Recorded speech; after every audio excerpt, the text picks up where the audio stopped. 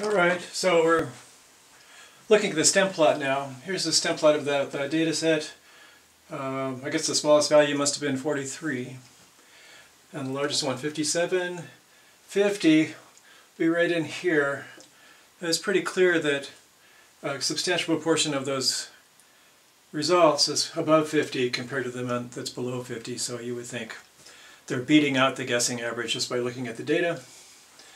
We're trying to check to see if the population is normally distributed, so these kinds of values in the sample should be symmetric and mound shape, which they are.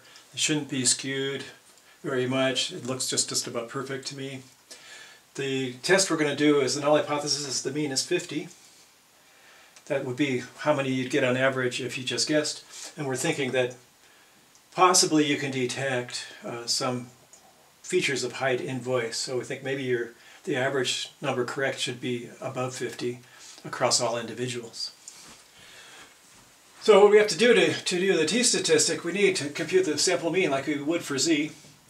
It's 54.125, that's bigger than 50. That's a good thing to see if you want the population mean to be bigger than 50. Here's the sample standard deviation, 6.72. Okay, and then we're going to compute t. We'll take 54.12, the mu naught is 50, this one, from the null hypothesis. And then we'll put s over square root n, so here they are, 54.125 minus 50 over 6.72, divided by 24 is the sample size, so square root of 24. We'll get 3.007. So that 3 is pretty much like a z3. A 3 for z is big enough, you're going to reject the null hypothesis at almost every significance level. So we think t is just about the same thing, so we're pretty sure we're rejecting the null hypothesis. Let's just see what the p-value is. So we're going to find the p-value from the row in the t-table. So I've got here the tables, and what happens here down this side, you have degrees of freedom. So we're going to go to 23 here. We're going to zoom across and look for the kinds of numbers that are critical values for t. I've got them copied down here.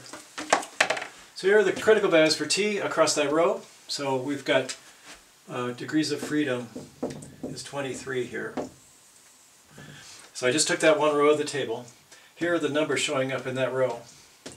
We want to find the values that are close to 3.007, a little bit less, a little bit more on the tables.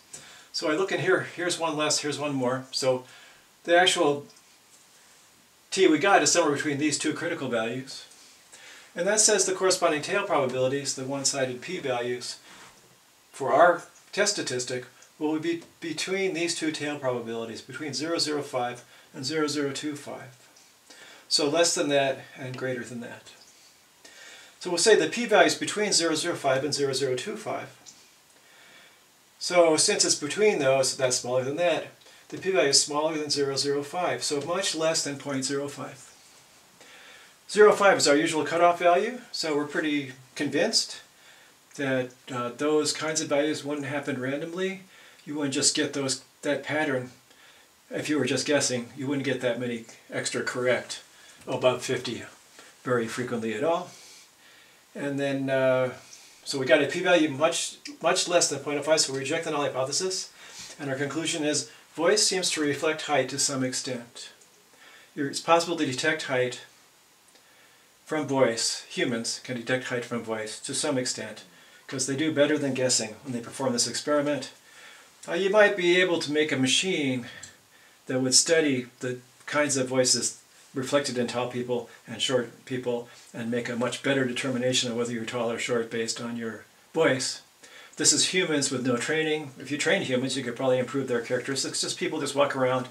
This is how they experience the world, and when they hear a voice, I guess they can tell that person's taller than another person just by the sound of their voice. So that's, what is that show on TV where they're facing the wrong way? The singers, same type of thing. They can probably tell to some extent from the sound of their voice how tall the singer is. Interesting. So that's our first example of T, and it's my first set of videos for T in chapter 20. It continues on, but my time has run out for posting these. So I'll post these, and as soon as I get a chance, I'll post the rest of them for chapter 20. I've already posted the notes.